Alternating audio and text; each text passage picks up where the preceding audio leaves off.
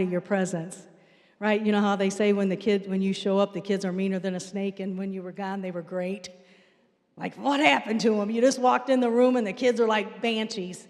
But before you got here, they were just little angels walking around the house.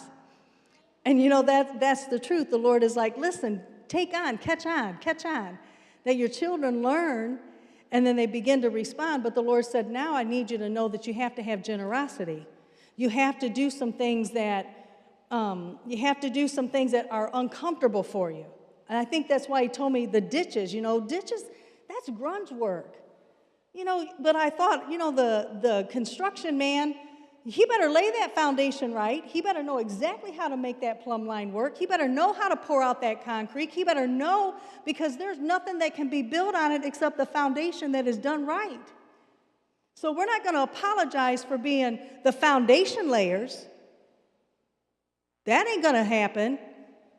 And so whenever we build upon something, we have to build on something that is solid and that is concrete. We know Christ is the chief cornerstone. We know we're not going to reject the builder that the world has rejected. We know all of this. But the Lord said, I need to remind you that there are going to be some things that you're going to have to do for 5 extra minutes.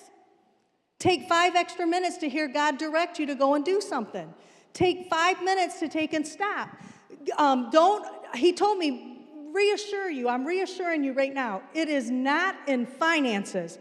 The devil has got away with so much lying, scheming, scamming, stealing, every form of abominations, of bringing the storehouse into the house, and you've been robbed. You've been robbed by giving out to people that you don't need to give to.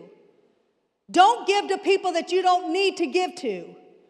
Because when the Lord passes by and he asks you for something, you better have it. Because that devil is robbing the children of God every day. Do it because it's right to do. No, go out and ask God, do I give this or don't I give it? Because when God tells you to give it, he's banking on you to have it to give.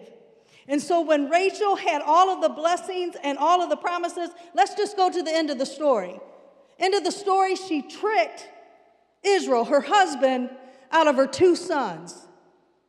That she went back into, right? First she was the woman that did everything that she needed to do, up and getting the water, doing the camels. It was a wonderful thing.